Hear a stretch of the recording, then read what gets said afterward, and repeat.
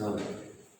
वन्दितु सौसिद्धे ध्रुवमचलमणोमङ्गदिं पते ओचामि समयपावड मिनोसुदकीर्णिदं नमः समयसाराय स्वाणुभूत्या चकासते चित्स्वभावाय भावाय सर्वभावान्तरचिदे। समयसार जी ग्रंथादिराज के सर्वविशुद्ध ज्ञान अधिकार में से 222 नंबर की कलश के ऊपर हमने कल चर्चा प्रारंभ की थी।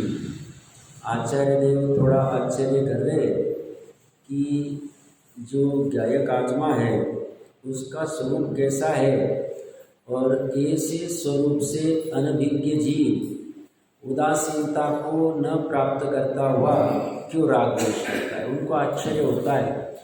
तो गायक आत्मा कैसा है, कैसा स्वरूप है? तो गायक आत्मा कह रहे हैं पूर्ण है, एक अच्युत है और शुद्ध ज्ञान की महिमा वाला है।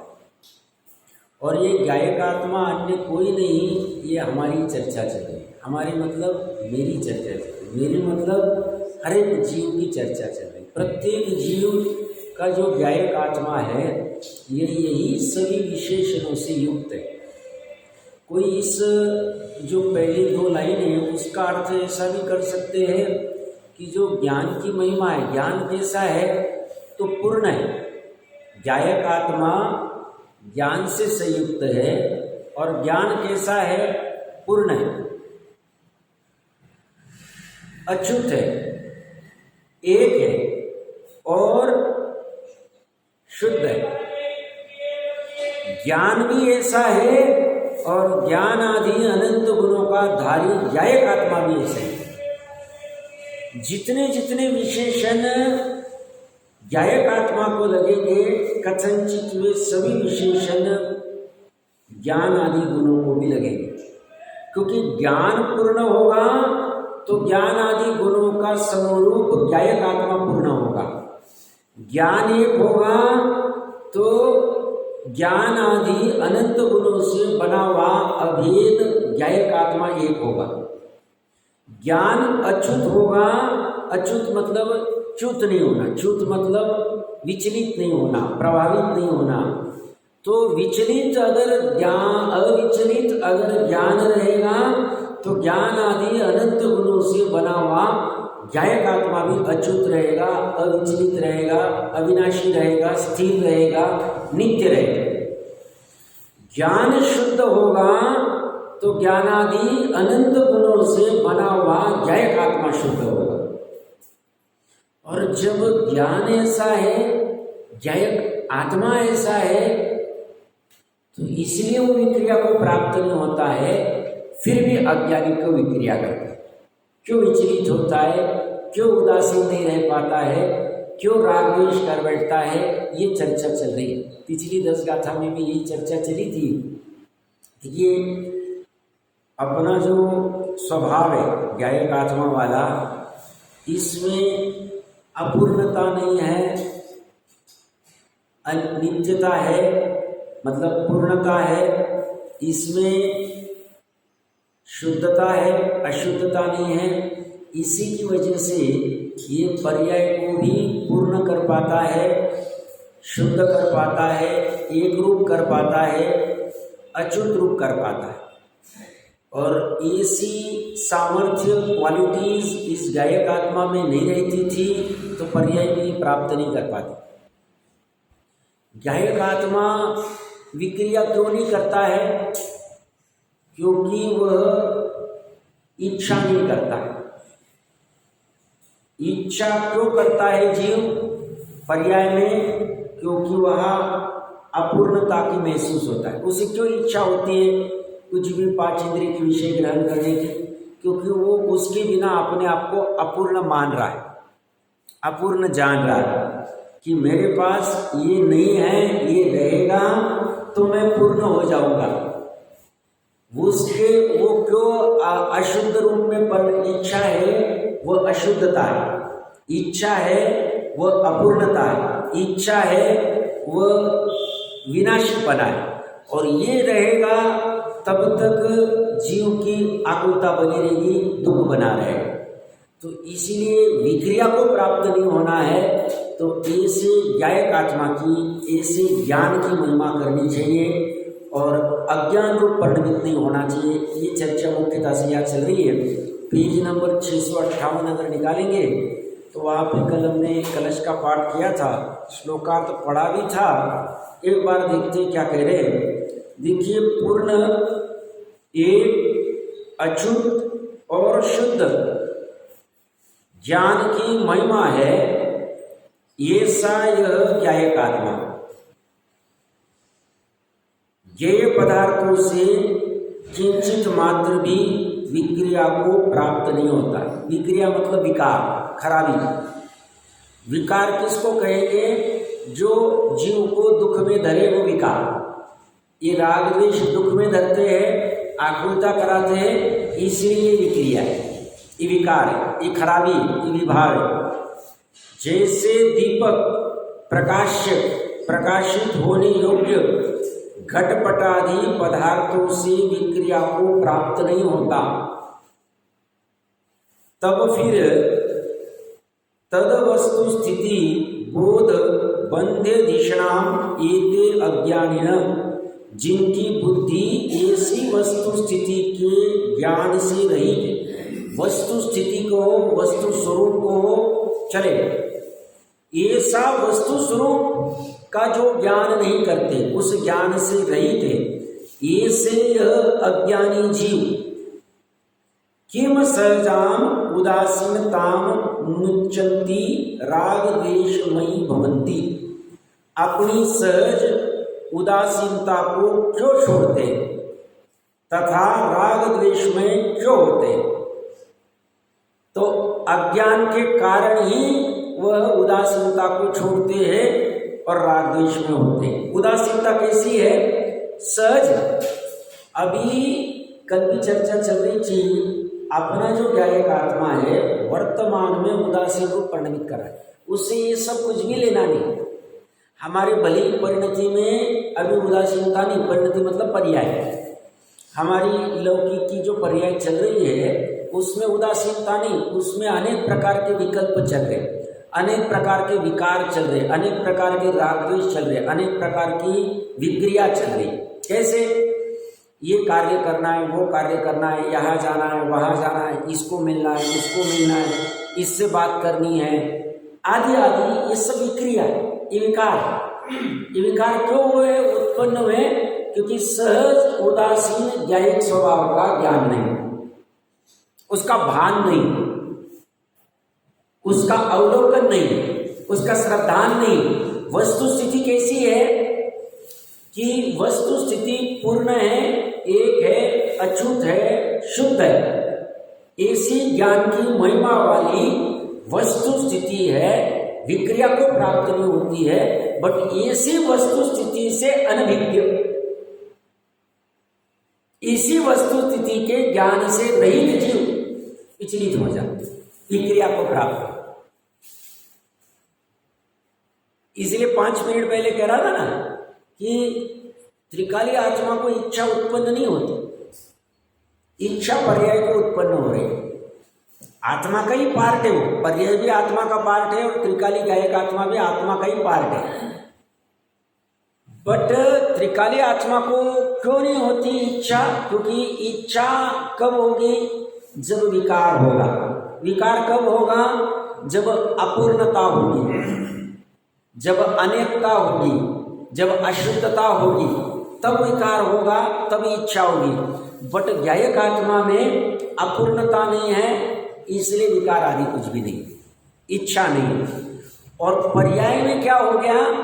एक से निर्विकारी, बिना विक्रिया वाले पूर्ण एक शुद्ध ज्ञान का भान न होने से और पर का लक्ष्य होने से और पर से सुख मिलेगा ऐसी भ्रांति होने से वह पर जैसे ज्ञान में झलकता है राग द्वेष कर बैठे।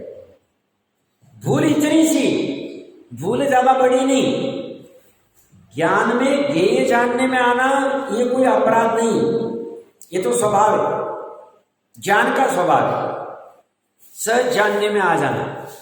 बट जानने के साथ साथ में उसके साथ एकत्व रूप से लीन हो जाना।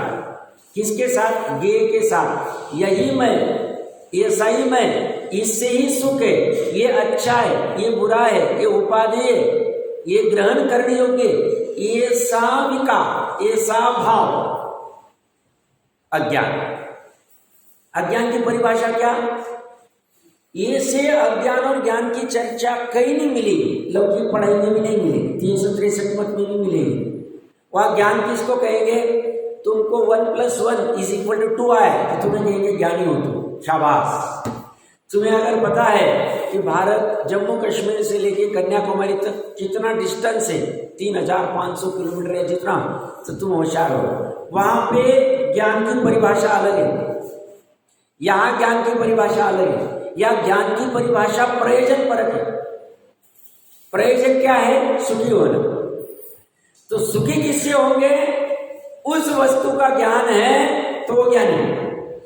जिससे सुखी होंगे उस वस्तु से अनभिज्ञ है, उसका ज्ञान नहीं है, और उससे विरहित रहेंगे जिससे सुखी नहीं होंगे, उसमें सुख की कल्पना करना, यह अज्ञान। अज्ञान क्या? तो अपने ज्ञायक आत्मा से सुखी होंगे, उसी मात्र से सुखी होंगे, बट उसका ज्ञान न होना अज्ञान। अज्ञान क्या?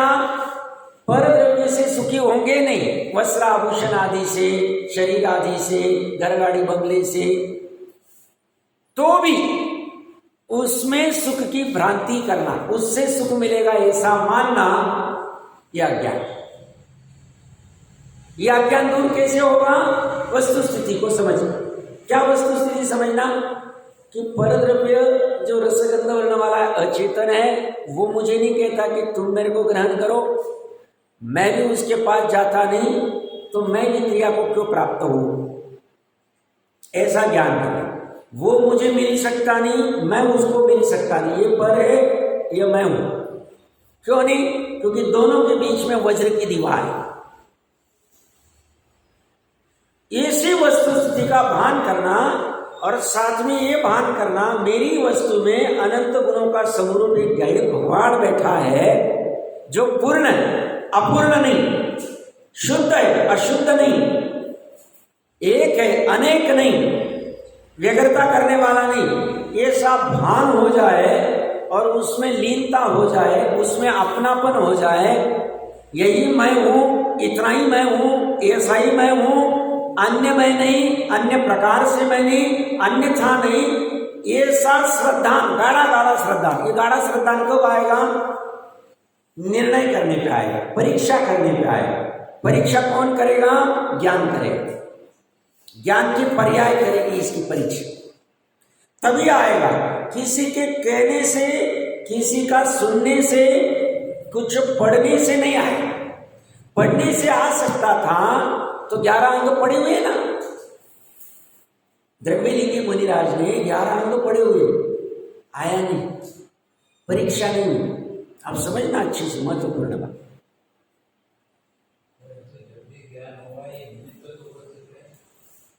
कौन से निमित्त? हाँ, ये बात सही है, मतलब निमित्त रहेंगे।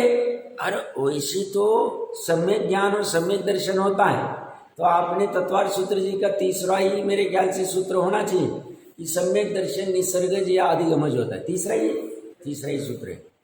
तो बिना इन निमित्त के भी हो सकता है। अंतरंग एक निमित्त होगा, जो 5 प्रकृति है, 7 प्रकृति का, 6-7 प्रकृति का उपशम शेषम जो है, वो अंतरंग निमित्त होगा। बड़ बाहर में शास्त्र होने ही चाहिए, जिन बिंब होना ही चाहिए, जाति स्मरण होना ही चाहिए, ये कोई कंडीशन नहीं। निसर्गज भी सम्यक दर्शन हो सकता है, केवल यहाँ निसर्गज हो सकता है, किसी के बिना। तीर्थंकर की जी निसर्गज करते, शायद सम्यक दर्शन निसर्गज होता है, शायद सम्यक दर्शन। क्यों? अभी जो कृष्ण आएगा तीसरी नरक से, तीर्थंकर का जीव होने वाला, अभी वो शायद क्षणिक सम्यक दृष्टि, शायद सम्यक दृष्टि सिर्फ पहली मदद तक जा सकती है, उसके ऊपर नहीं, ये तीसरी में चला गया। तो यहाँ से जब वो तीसरी नरक गया तो मिथ्यात्व अवस्था में गए अंतर्मुहूर्त के लिए, वहाँ अंतर्मुहूर्त के लिए मिथ्यात्व अवस्था थी, और फिर सम्यक दर्शन प्रकट किया, और फिर निरवत तीर्थंकर प्रकृति भी तीसरी नरक में भी बांध रहे हर समय 24 घंटे 365 दिन निरंतर बांधे। वैसे तो 24 घंटे आदि सिर्फ 2.5 दिन नहीं, 2.5 दिन के बाहर में देवलोक में सूर्य चंद्र का अस्त ये सब कुछ नहीं होता, एक जैसा रहता है। वहाँ ऐसा नहीं अभी सुबह हो गई, अभी दोपहर हो गई, अभी शाम हो गई, अभी रात हो गई, ऐसा कुछ भी नहीं होता। नारकी में भी एक जैसा अंधेरा रहता, जैसा भी रहा वहाँ की परिस्थिति, तो वहाँ बदलता नहीं। वहाँ की तो कहने की भाषा की 24 घंटे 365 दिन वो बांध रहे, निरंतर बांधते रहते तीर्थंकर प्रकृति, वहाँ तीसरी नरक में भी। तो वो जो वहाँ से जब आएंगे तो यहाँ पे शैक सम्यक दर्शन स्वयं के बलबूते पे प्रकट, उनको कोई केवली स्रोत केवली का पादमूल की जरूरत नहीं, सर्वार्थ सिद्धि की टीका में देख लेना चाहिए। तो कहाँ से प्रश्न खड़ा हुआ था, ये बहिरंग निमित्त रहेंगे भी नहीं भी रहेंगे, आत्मा के उपादान की ऐसी अचिंत्य शक्ति है कि बिना निमित्त भी काम कर सकते। निमित्त के खड़े रहने में हमें बाधा नहीं, और कुछ नहीं रहे तो कर्म तो निमित्त हमेशा रहे, हमेशा रहे। बाहर में निमित्त गुरु आदि का, देव आदि का, जिन बिंब आदि का, जाति स्मरण ज्ञान आदि का रहे ना रहे, सम्यक दर्शन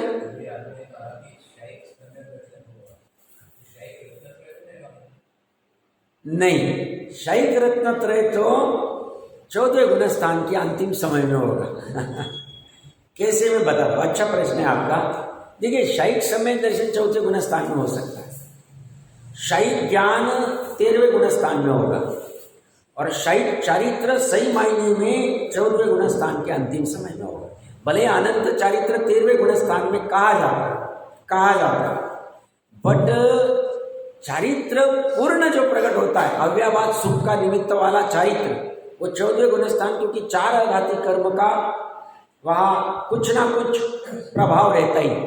इसके लिए अगर देखना है, अभी तुरंत मैं गाथा बता पाऊंगा नहीं, समय लगेगा। मैंने अभी थोड़े टाइम पहले पढ़ी थी, आप 2 मिनट रुकिए। उसमें स्पष्ट रूप से अमृत चंद्र जयसेन आचार्य देव कह रहे हैं कि जब तक कर्म का उदय तब तक सुख दुख है, कर्म का उदय है तब तक सुख दुख है, ऐसा स्पष्ट रूप से कहने वाली गाथा मैंने पढ़ी थी। 2 मिनट रुकेंगे, थोड़ा सा समय जाएगा, बट अच्छा प्रश्न था। तो वो सब जगह ऐसा लिखा हुआ नहीं मिलता है, मुझे वो विशेष लगा तो मैंने नोट करके रखा है कि ये जो सुख दुख का वेदन है, 1 मिनट है, मिल गया, मेरे ख्याल से मिल जाएगा, कहीं जाएगा नहीं। भाव विपाक की बात चल रही है, हाँ मिल गया, 383 नंबर पेज 194 नंबर का था। ये पढ़ना अच्छे से, मतलब मैंने ऐसा अर्थ निकाला है, आप भी विचार करना। तात्पर्य 3 टीका, पूरा प्रकरण क्या चल रहा है, भाव निर्जरा का प्रकरण चल रहा है। द्रव्य निर्जरा की चर्चा 193 गाथा में करके आ गए। निर्जरा अधिकार की पहली गाथा 193 है, उसमें द्रव्य निर्जरा क्या है, द्रव्य निर्जरा मतलब द्रव्य कर्म का खिरना, उसकी चर्चा वहाँ है। भाव निर्जरा का स्वरूप देखिए 382 नंबर पेज पे, वो जो पहली ऊपर की लाइन है ना, रेड वाला जो हिंदी में अनुवाद है 194 का गाथार्थ के ऊपर, अब भाव निर्जरा का स्वरूप कहते हैं, पढ़ा। अब 383 नंबर पेज पे तात्पर्य हिंदी टीका पे आई। अब भाव निर्जरा का स्वरूप कहते, फिर से वो कह रहे, दव्वे व भुज्यन्ते नियमा जायदी सुहम च दुखम च, उदयागत द्रव्य कर्म को जीव के द्वारा भोगे जाने पर नियम से, निश्चय से, साता असाता के उदय के वश से वस्तु स्वभाव से सुख अथवा दुख उत्पन्न होता है। अब इसका अर्थ क्या करेंगे, अच्छे से पढ़ना है, इसमें 10 बार पढ़ना। देखो मैं क्या पढ़ता हूँ, देखिए अभी उदयागत द्रव्य कर्म को, मैं क्या कह रहा था, अभी इनका प्रश्न क्या था, रत्नत्रय शैक सम्यक दर्शन होगा तो प्रकट होगा, तो मैंने कहा नहीं, 14वें के अंतिम समय में। आप कहोगे 14 कैसे, शाही ज्ञान 13वें में हो जाता है, अनंत चारित्र भी 13वें में हो जाता है, तो 13वें में कहो। अभी इसको पढ़िए अच्छे से। उदयागत द्रव्य कर्मों को, द्रव्य कर्म का उदय अकाती द्रव्य कर्म का उदय 13वें गुण स्थान में है। हाँ है। जीव के द्वारा भोगे जाने पर, जीव के द्वारा भोगा जाता है, हाँ भोगा जाता है। क्यों? नियम से निश्चय से, नियम से भी और निश्चय से भी, दो बार कह रहे हो। साता असाता के उदय के वश से, 13वें गुण स्थान में साता वेदनी का उदय है, हाँ है। असाता का भी उदय है, हाँ है। तभी तो शुदा तृषा आदि 11 परिच्छेद है वेदनी के सद्भाव, ठीक है। उसके उदय के वश से, वस्तु स्वभाव से, वस्तु का ऐसा स्वरूप है। क्या स्वरूप है? सुख अथवा दुख उत्पन्न होता है। द्रव्य कर्म के उदय जनित सुख दुख उत्पन्न होता है। 13वें गुण स्थान में भी द्रव्य कर्म का उदय है। इसलिए वस्तु, जैसे ना आचार्य कह रहे, जी साहब का आधार नहीं दे रहा हूं मैं, तात्पर्य वृत्ति टीका का आधार दे रहा हूं। ये आधार सब जगह मिलेगा नहीं, कई कई पे मिले। वस्तु स्वरूप क्या है? सुख अथवा दुख उत्पन्न होगा। 13वें गुण स्थान में भी द्रव्य कर्म का उदय है, हाँ है। उससे क्या होगा? नियम से निश्चय से साता या असाता का उदय होगा। वहां पे 13वें में साता असाता है, हाँ है। उसके वश क्या होगा? वस्तु स्वभाव से सुख या दुख उत्पन्न होगा। जो केवल ही जानते, हम श्रुत ज्ञान में पकड़ सकते। तो 13वें गुण स्थान में वस्तु स्वरूप क्या है? कि सुख या दुख होना। किससे? साता या असाता के उदय के वश से। साता असाता का उदय 13वें में है, हाँ है। उस कर्म उदय के निमित्त से उनको सुख दुख हो रहा है, मतलब स्वभाव वाला नहीं। तो स्वभाव वाला अनंत सुख तो है, साथ में कुछ ना कुछ कर्म के उदय वाला सुख दुख भी हो रहा है, जो हम नहीं पकड़ सकते, केवल ही पकड़ सकते। इसीलिए अनंत सुख 13वें गुण स्थान में कहा और अव्याभाग सुख 14वें गुण स्थान के अंतिम समय के बाद में कहा। अव्याभाग और अनंत सुख में कथनचित फर्क, इसलिए अनंत चारित्र 14वें गुण स्थान के अंतिम समय में प्रकट होगा। तो शाही रत्नत्रय आप कह रहे, रत्नत्रय किसे कहते हैं? रत्न 3, सम्यक दर्शन, सम्यक ज्ञान, सम्यक चारित्र। सम्यक दर्शन, सम्यक ज्ञान, सम्यक चारित्र प्रकट तो 3रे-4थे गुण स्थान में हो जाता है, बट पूर्णता उसकी 14वें गुण स्थान के अंतिम में होगी, 13वें में भी नहीं होगी। समझ रहे क्या कहना चाह रहा हूं? इससे पकड़ में आ रहा है? किसी को कोई शंका है इसमें? विचार करना कुछ रहेगी तो शंका पूछे। बड़ी सूक्ष्म बात कह रहे हो।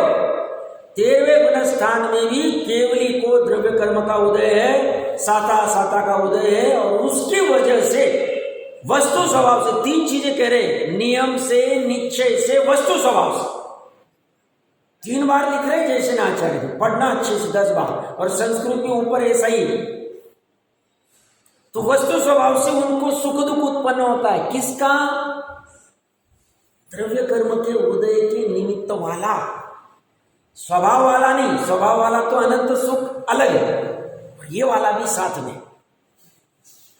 तो कोई पूछे 13वें गुण स्थान में अनंत चारित्र अनंत चारित्र नहीं है? हाँ नहीं। 14वें के अंतिम में, हाँ अंतिम में। ये उसका आधार, कोई आधार मानता है? आचार्य का आधार, हमारे मन का आधार नहीं।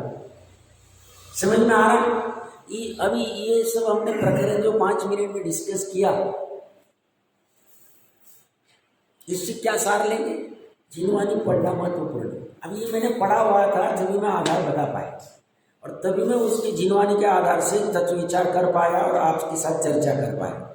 अब ऐसा हम पढ़ते नहीं हैं, हम उससे दूर भागते, ये हमारा अपराध। सांगोपांग पढ़ना चाहिए, मात्र अध्यात्म का शास्त्र नहीं पढ़ना चाहिए। ये तो अध्यात्म का शास्त्र का आधार दे रहा हूँ, बट इससे आधार के अन्य शास्त्र में भी होंगे तो वहां से भी पढ़ने चाहिए। क्योंकि एक जगह सब कुछ होगा जरूरी नहीं। कुछ चीजें करना योग में मिलेगी, कुछ चीजें चरना योग में मिलेगी, कुछ चीजें। तो हम अगर सच्चा जीव धर्म में प्राप्त करके एकांति हो जाए, एक ही अनुयोग को पढ़े, मात्र आत्मा की चर्चा करे, तो हमारे जैसे अभागे कोई नहीं, अपराधी कोई नहीं। हमें मिली है, हम भले ही शक्ति के प्रमाण में थोड़ा ही पढ़ेंगे, ज्यादा नहीं पढ़ेंगे, बट हमें ऐसे कोई दिमाग में कोई ऐसा भ्रम नहीं होना चाहिए यही पढ़ना इतना ही ठीक होता है, ज्ञान की चर्चा सुननी, ऐसा नहीं होना चाहिए। समझ में आ रहा है क्या कह रहे हैं? समाधान हुआ आपका? तीनों रत्न त्रय चौदहवें में होगा, पूर्णता वहां होगी शाही वाली। प्रगट तो चौथे में हो जाएगा, क्योंकि अनंतानुबंधी की कषाय का अभाव चौथे में हुआ है। तो इस अपेक्षा से जैसे मोक्ष मार्ग प्रकट होता है चौथे गुण स्थान से, और मोक्ष होता है 14वें गुण स्थान, द्रव्य और भाव मोक्ष की बात करें तो उस अपेक्षा से रहेगा। हम महत्वपूर्ण चर्चा कर रहे हैं त्रिकालीय। हाँ, वस्तु स्वभाव किसको कहे? जो वस्तु स्वरूप से होता है, जो मतलब ऐसा स्वभाव है उसका। क्या स्वभाव है? ऐसा निमित्त नैमित्तिक वस्तु स्वभाव है। द्रव्य कर्म का उदय और नैमित्तिक में उसके जनित सुख दुख होना, ये वस्तु स्वभाव है। वस्तु स्वभाव कोई त्रिकाली वाला ही, ध्रुव वाला ही नहीं होता है। उत्पाद वही भी वस्तु स्वभाव है। बराबर है, वो भी है। वो कर्म का उदय, जो कर्म भी तो एक वस्तु है ना। हाँ बराबर। तो वो निमित्त रूप में है, और नैमित्तिक में जीव में सुख दुख हो रहा है। कर्म में सुख दुख होता है नहीं, सुख दुख की अवस्था मात्र जीव की होती। उद्गल की, धर्म की, अधर्म की, आकाश की और काल की सुख दुख अवस्था होती नहीं, मात्र जीव की होती। तो जीव की सुख दुख अवस्था वस्तु स्वभाव से हुई, अपने से हुई, पर्याय में हुई। और वो कौन सी? द्रव्य कर्म के उदय के निमित्त जनित वाली, स्वभाव वाली नहीं। स्वभाव वाली तो अनंत सुख अलग है, 13वें गुण स्थान वाला। ये दोनों पकड़ना पड़ेगा हमें। ये बात सूक्ष्म थी, मैंने जो अभी चर्चा की बड़ी सूक्ष्म चर्चा, क्योंकि वो 13वें गुण स्थान में कोई मानेगा ही नहीं साहब अरहंत भगवान है।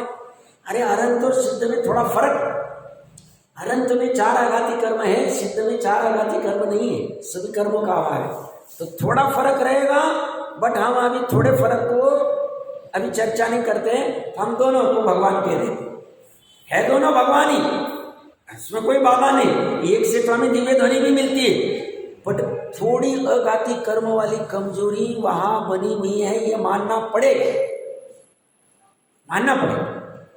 ऐसे तो वस्तु स्वभाव का अर्थ वो सुख दुख का इसका वस्तु स्वभाव है द्रव्य कर्म के निमित्त से, और द्रव्य कर्म का वस्तु स्वभाव तो अपना अपना है उदय वाला, जो जैसा चल रहा है वैसा स्वरूप के। मतलब ये पर्यायगत वस्तु स्वभाव की बात कर रहे हैं, पर्यायगत की बात कर रहे हैं। सुख दुख की अवस्था है पर्याय, वैसे त्रिकाली वाले की चर्चा है। हाँ, हम अपने प्रकरण 658 पे आते हैं तो अपनी चर्चा क्या चल रही है कि ये ज्ञान की महिमा कैसी है, ये गायक आत्मा की महिमा कैसी है, पूर्णता से युक्त है। देखिए, पूर्ण और अपूर्ण में सामान्य में हम लोक व्यवहार में बहुत सी चीज कहते हुए पाए जाते हैं। सब इतना काम हो गया तो मेरा सब बराबर हो जाए। सब बराबर मतलब पूर्णता आ जाए, बाकी सब अच्छा हुआ मेरा, बट ये इतने 2 काम हो जाने चाहिए। कोई भी रह सकते, घर बनना चाहिए, या बच्चे का कुछ हो जाना चाहिए, नौकरी लग जानी चाहिए, शादी हो जानी, कुछ ना कुछ रहता है। तो वहां पे वो अपने आप को अपूर्ण मान रहा है, पर्याय। बट ये कह रहे हैं ये अपूर्णता पर्याय जनित है, बट स्वभाव में उसी समय पूर्णता है। जैसे अन्यमति भाई मानते हैं कि ये विश्व की निर्मिति कैसी हुई, तो अपने जो क्रिश्चियन भाई आदि है उनका कभी किसी ने पढ़ा होगा, तो कहते हैं एक एडम करके व्यक्ति था, पूरे विश्व में कोई नहीं था, एडम करके था। अब वो अकेला था, उसको कमी महसूस हो रही थी, तो भगवान ने ईव का उत्पन्न किया। ईव मतलब श्री का नाम है, ईव। एडम और ईव की कहानी कभी सुनी होगी, पढ़ी होगी, स्कूल पढ़ाई होगी। और फिर दोनों से पूरी विश्व की तय निर्मित हुई बोलते, ऐसा वो मानते। उनकी अपनी कल्पना है, हमारी वैसी कोई कल्पना नहीं। हम तो सब अनादि अनंती मानते जीव आदि को। तो कहते पूरे विश्व में कुछ था नहीं, एडम था, उसको अकेलापन महसूस हो रहा था, एक पना उसे अच्छा नहीं लग रहा था। हमारा प्रकरण कहाँ से चल रहा है? एक और अनेक की चर्चा चल, तो उसे अनेक मतलब 2 या 2 से ज्यादा, तो उसे ईव की तैयारी हुई। एडम और ईव ने मिलकर फिर इतने सारे उनके बच्चे आदि हुए होंगे, और फिर ऐसे बढ़ते बढ़ते बढ़ते ये पूरा विश्व खड़ा हो गया। ये सब मान। हम कहते हैं अनेकता में सुख है ही नहीं, एकता में सुख, एक पने में सुख है, अनेकता में व्यग्रता। अब देखना, आज से 50 साल पहले अपने बुजुर्ग आदि जो भी है उनको पूछेंगे, 50-60 साल पहले घर में कितनी वस्तुएं रहती थी?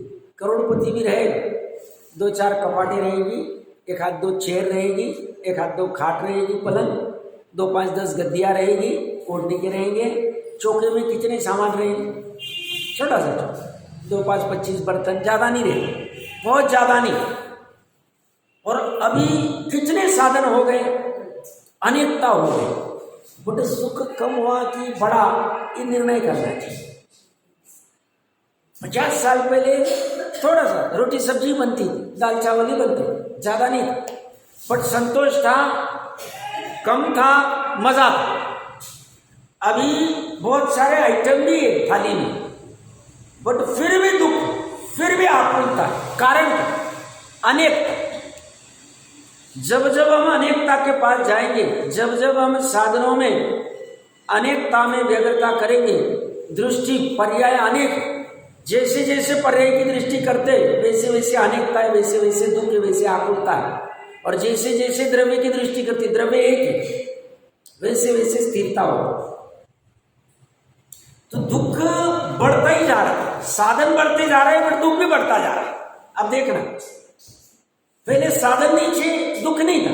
पहले मोबाइल नहीं था, कभी हमने सुना नहीं होगा कि अरे आपने 4 दिन से तो हमें फ़ोन भी नहीं किया, हमसे बात भी नहीं किया। साल में एक बार माताएं बहनें आती थी अपनी पियर में, और आराम से 15 दिन महीना भर तो जो भी रहती थी शांति से रहती थी, चली जाती थी। फिर साल भर नहीं भी मिले तो कोई बाधा नहीं।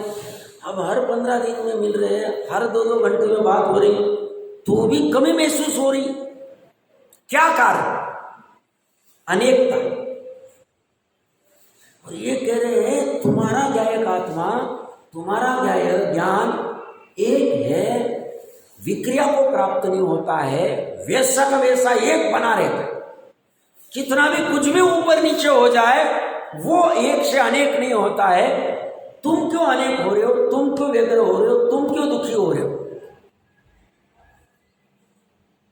तुम्हें इसकी महिमा नहीं, इस ज्ञान की महिमा नहीं, इसकी महिमा करो क्या? तुम्हारे स्वभाव की महिमा करो। ये अच्युत है स्वभाव। च्युत हो जाना मतलब विचलित हो जाना, विनाशी। अच्युत मतलब नित्य, स्थायी, अविचल, स्थिर, उसको हम अच्युत कहेंगे, मतलब चिगना नहीं। तो हम पल पल पे चिग जाते हैं कि मनुष्यादि धनादि जो पर्याय है ये च्युत होने वाली है, विचलित होने वाली है, अस्थायी, अनित्य, अभी है अभी नहीं, अभी है अभी नहीं, ऐसी चलेगी। इसी च्युत पर्याय से दुख उत्पन्न होता है। और अनंत गुणों का समरूप अच्युत जो द्रव्य, जो आत्मा है, गायक आत्मा, उससे विक्रिया उत्पन्न नहीं होती है, विकार उत्पन्न नहीं होती। इसलिए कुछ भी करके पर्याय में उसे एक बार के लिए ग्रहण करना, अच्युत स्वभाव। और ये शुद्ध है, अशुद्ध नहीं। जैसे आज से 50 साल, मैं 50 साल और इसका कंपैरिजन क्यों करता हूँ? क्योंकि जिसने ये देखा हुआ है वो तुरंत क्लिक कर सकता है कि हाँ बराबर कह रहे हैं, बात बराबर है। 50 साल पहले इतना छल कपट नहीं था, इतना झूठा काम नहीं था, व्यापार आदि में भी इतना लोग तीव्र आसक्ति नहीं थी, लोग नहीं थे मैं यहाँ भी बिजनेस खोलूँ, वहाँ भी करूँ, यहाँ भी भागूँ, वहाँ भी भागूँ, कुछ नहीं। एक संतुष्ट बिजनेस है, सुबह सुबह खोल दिया, ग्राहक आए, माल दे दिया, पैसा ले लिया, शांति से चल रहा है, पेट भर रहा है, आराम से हो रहा है। 2 4 6 महीने कभी शादी में जाना है, चले गए, कहीं चले गए, खत्म हो गई, तीर्थ यात्रा कर ली, कुछ कर ली, ये सब ज़्यादा कुछ हो अल्लाह नहीं था। 50 साल पहले इतनी भी ये पंच कल्याण और इनके और इतना धूमधाम, इतना भागा दौड़, इतना ये सब कुछ नहीं था। अब देखना अच्छा, ये अभी भी 10-20 साल में ही ज़्यादा हुआ। तो उसमें शुद्धता थी, छलावा नहीं था, मतलब शुद्धता के अंश था। ज़्यादा मायाचारी, ज़्यादा मान, ज़्यादा ये कुछ नहीं था। और आज ये मायाचारी, मान, लोभ, ये सब बढ़ रहे, अशुद्धता बढ़ रही, व्यग्रता बढ़ रही, दुख बढ़ रहा है। कारण शुद्ध ज्ञायक स्वभाव का भान नहीं। कारण एक ही सबका, अनेक कारण नहीं। फिर से एक बार देखते हैं, पूर्ण, एक, अच्युत और शुद्ध। शुद्ध मतलब विकार से रहित, ज्ञान की महिमा है, ऐसा ज्ञायक आत्मा, ऐसा त्रिकाली आत्मा, जानने वाला आत्मा। ऊपर संस्कृत में क्या लिखा है? पूर्ण, एक, अच्युत, शुद्ध, बोध मतलब ज्ञान, महिमा मतलब ज्ञान की महिमा। अयम बोधम, जो ज्ञायक आत्मा है उसको भी अयम बोधम कहते हैं। बोधम मतलब ज्ञान वाला, जानने वाला, ज्ञाता आत्मा। ऐसा आत्मा बोध्यात, ज्ञेय पदार्थों से, जानने में आने वाले पदार्थों से काम अपि विक्रिया न आया, किंचित मात्र भी विक्रिया को प्राप्त। विक्रिया किसको कहेंगे? विक्रिया जितनी भी कषाय आदि के भाव है, ये सब विक्रिया। विक्रिया मतलब जैसे सामने कुछ एक आध प्रसंग हो गया तो हम विक्रिया को प्राप्त होते, पर्याय होते हैं। अभी भूमि का अनुसार छूटेगा नहीं, बट हम ज्ञान कर रहे हैं विक्रिया किसको कहते हैं, तो हम तुरंत हंसने लग जाते। कोई अच्छा जोक हो गया, कुछ प्रसंग हो गया तो हम हंसते हैं। हंसना ये विक्रिया, विकार, इसलिए नौकषाय। आत्मा, त्रिकाली गायक आत्मा विक्रिया को कभी प्राप्त हो, वो ना हंसता है न रोता है, न भयाक्रांत होता है, ना शोक करता है। शोक मतलब रोना ही आ गया। जुगुप्सा भी करता नहीं, लोभ भी करता नहीं, रति भी करता नहीं, अरति भी करता नहीं, भय भी करता नहीं, कुछ नहीं करता।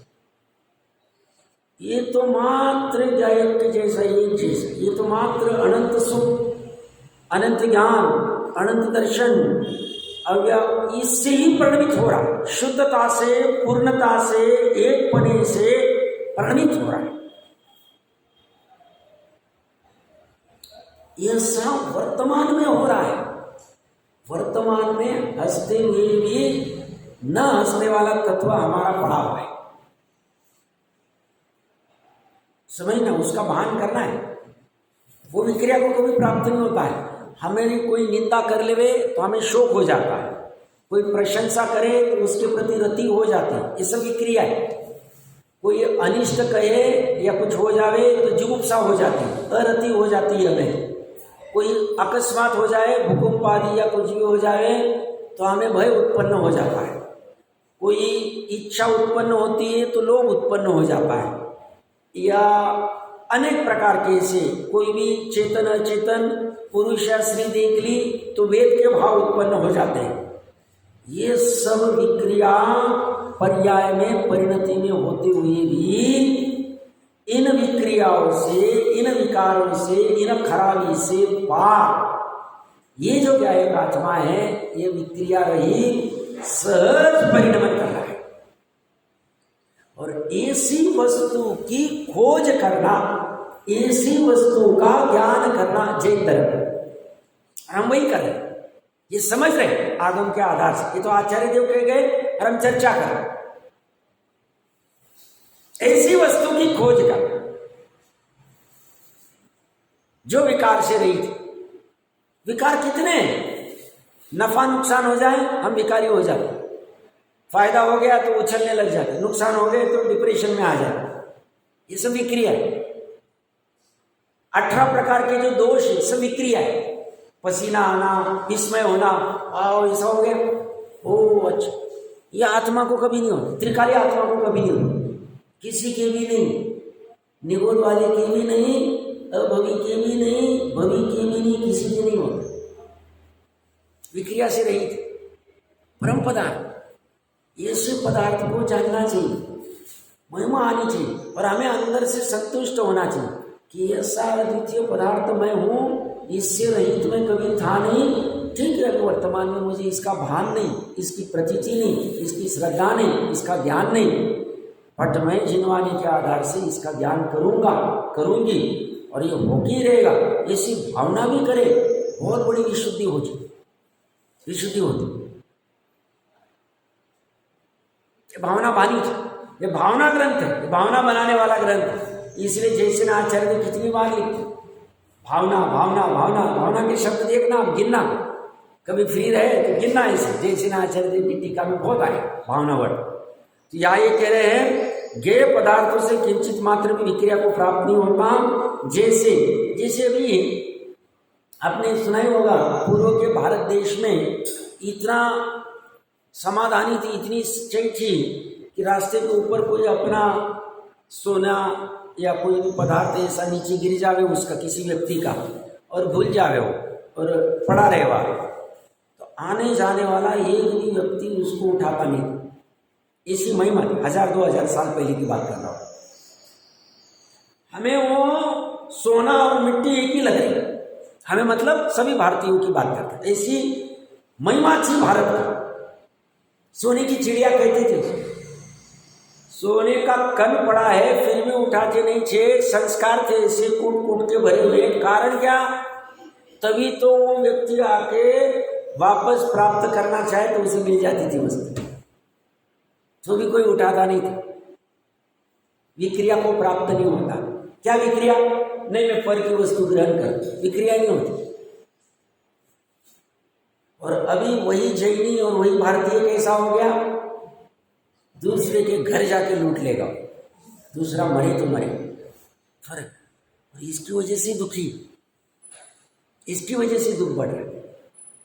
तो सुखी होना है तो ये विक्रिया छोड़ दो, संतुष्ट हो। सही मायने में फॉर्मूला यही, विक्रिया से रहित वाला स्वभाव पकड़ में आना, यही सुखी होने का उपाय है। और आगे दृष्टांत में क्या दे रहे हैं? जैसे दीपक प्रकाशित होने योग्य घटपट आदि पदार्थों से विक्रिया को प्राप्त हो। दीपक तो अमृतचंद्र आचार्य देव, वो जो मिट्टी आदि के दीपक, उसकी चर्चा, क्योंकि अभी वाले ये दीपक तो थे ही नहीं, बट हम अभी ये वाले दीपक का भी उदाहरण ले रहे। यहाँ पे अभी बाहर से कोई कीचड़ आदि को लाके रख दे रहे, तो इस दीपक को कोई विक्रिया होगी कि कीचड़ लेके आगे क्या कर दिया यहाँ पे, या कोई नूर हीरा लाके आके रख दे, तो इसको विक्रिया होगी। यहाँ पे हम तत्व की चर्चा करें या लौकिक घर गृहस्थी की चर्चा करें, इसे विक्रिया होगी? कुछ भी विक्रिया नहीं। ये तो अपना अपना उस प्रकाशित करता रहेगा, जो जो वस्तु ये प्रकाशित करता रहेगा। इसी ज्ञानी जो कहते हैं, ज्ञान का भी ये सही स्वभाव, सही मायने निर्मल स्वभाव। ज्ञान गुण तो ऐसा ही परिणमित हो रहा है, दीपक के जैसे, बस प्रकाशित कर देता। ऐसा दीपक जैसे प्रकाशित होने योग्य घटपटादी पदार्थों से विक्रिया को प्राप्त नहीं होता है, वैसे ही ज्ञान भी, ज्ञायक आत्मा में विक्रिया को प्राप्त नहीं होता है।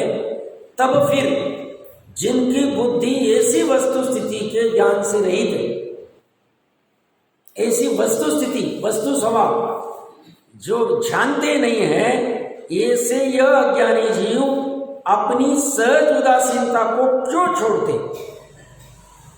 न जानने की वजह से छोड़ते हैं तथा राग द्वेष में क्यों होते हैं? इस प्रकार आचार्य देव ने सोच किया है, विचार किया है। भावार्थ में हम कह रहे हैं, जैसे दीपक का स्वभाव घटपट आदि को प्रकाशित करने का है, उसी प्रकार ज्ञान का स्वभाव ज्ञेय को जानने का ही है। ऐसा वस्तु स्वभाव है। ज्ञेय को जानने मात्र से ज्ञान में विकार नहीं होता। ज्ञेय को जानकर उन्हें अच्छा बुरा मानकर श्रद्धा में आत्मा रागी द्वेषी विकारी होता है, चारित्र की पर्याय, जो कि अज्ञान है। तो श्रद्धा ने अच्छा बुरा माना, चारित्र ने राग द्वेष किया, और उनके साथ में ज्ञान जुड़ गए। ज्ञान अलग खड़ा नहीं रहा, इसकी वजह से विकार होता है। इसलिए आचार्य देव ने सोच किया कि वस्तु का स्वभाव तो ऐसा है, फिर भी आत्मा अज्ञानी होकर राग द्वेष रूप क्यों परिणमित होता है? अपनी स्वाभाविक उदासीन अवस्था रूप क्यों नहीं होता है? ज्ञाता दृष्टा अवस्था रूप क्यों नहीं रहता है? इस प्रकार आचार्य देव ने सोच किया है। सो उचित है, क्योंकि जब तक शुभ राग है तब तक प्राणियों को अज्ञान से दुखी देखकर करुणा उत्पन्न होती है, उससे सोच भी होता है। अब साथ में जयचंद जी छाबड़ा ने एक गजब बात लिखी। क्या कहना चाह रहे हैं? अमृतचंद्र आचार्य देव को ऐसा सोच हुआ है, सही हो, वो भी उनकी उदासीनता नहीं है, बट अभी भूमिका अनुसार वो राग आता है, या उदासीनता अनंतानुबंधी वाले अभाव वाली कह रहे हैं। अनंतानुबंधी का सद्भाव है तो उदासीनता नहीं है, अनंतानुबंधी का अभाव है तो उदासीनता है। अब अमृतचंद्र आचार्य देव को संजनन वाली कषाय है उसमें सहज उनको करुणा आती है कि ये प्राणी ऐसे अज्ञान से क्यों परिणमित होते हैं और उससे दुखी देख, इस अज्ञान ही दुख का कारण है। देखिए क्या लिख रहे, प्राणियों को अज्ञान से दुखी देखकर। कोई कहेगा साहब हमें पता ही नहीं था, पता क्यों नहीं था? अज्ञानी दुख का कारण। संसार में घूम रहे हैं अज्ञान से ही घूम रहे हैं। क्यों? हम चेतन हैं, चेतन परी की खबर नहीं, पूर्ण एक शुद्ध आत्मा की खबर नहीं, यह अज्ञान है, इस अज्ञान से दुखी। इसकी खबर पड़ जाए, ज्ञान हो जाए, दुख खत्म हो जाए। अज्ञानी दुख का कारण, इसलिए यथार्थ ज्ञान करना चाहिए। सुंदर चर्चा ये आगे वाला कलेश तो कल ही लेंगे, उसमें आगे जो गाथाएं आने वाली प्रतिक्रमण, प्रत्याख्यान और आलोचना की, उसकी उत्थानिका रूप में है, अच्छी है, एक बार चर्चा करते हैं।